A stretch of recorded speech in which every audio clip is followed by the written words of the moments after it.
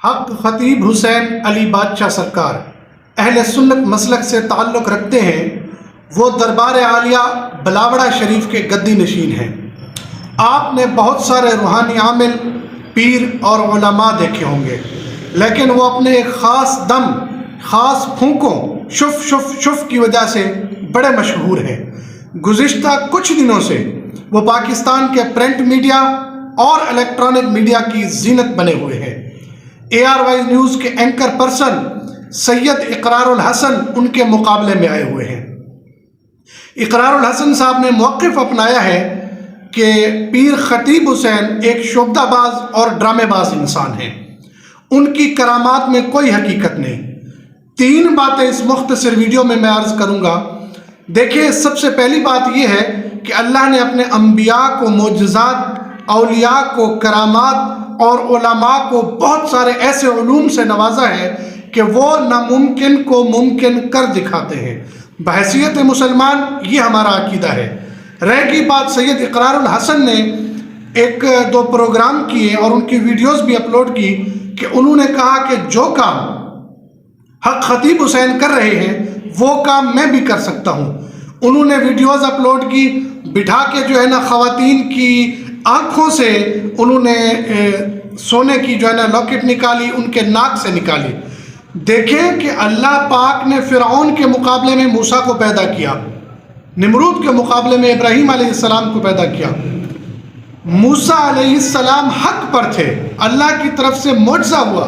پہلے جادوگروں نے اپنا جادو دکھایا، سانپ ہے، انہوں نے اپنا عصا پھینکا، بڑا سانپ ہے، سارے چھوٹے سانپوں کو کھا گیا۔ شعبدہ باز تو سید اقرار الحسن ہیں جو ایک ولی کی کرامات کو جھٹلا رہے ہیں۔ میری یہ گزارش ہے، دیکھیں پاکستان میں بہت بڑے مسائل پڑے ہیں، بہت جگہ پر ظالموں نے ظلم کیا ہوا ہے، مافیا کا قبضہ ہے، لسانی بنیادوں پر بہت بڑے بڑے ظالم ہیں۔ ملک پاکستان میں مہنگائی، بے روزگاری، قومی سلامتی کے خطرات سمیت بڑے بڑے مسائل ہیں جن پر توجہ دینے کی ضرورت ہے۔ سید اقرار الحسن صاحب، میڈیا کا یہ کام نہیں ہے کہ وہ علماء کو، روحانی عملیات کرنے والوں کو یا پیروں کو جا کر پریشان کرے۔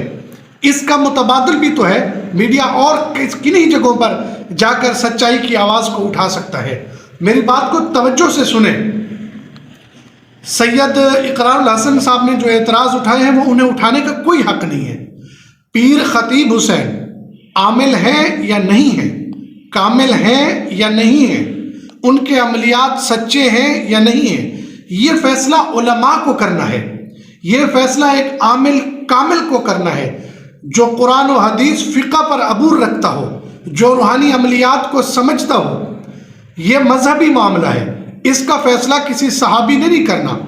اچھا، ان کی اور کنی باتوں کو لے کر اقرار الحسن صاحب نے کہا جی وہ سوتے نہیں ہیں، انہوں نے کہا میں 18 سال سے سویا نہیں ہوں، میں نے فلاں۔ یہ ہر انسان کی نجی زندگی ہے، نجی معاملہ ہے۔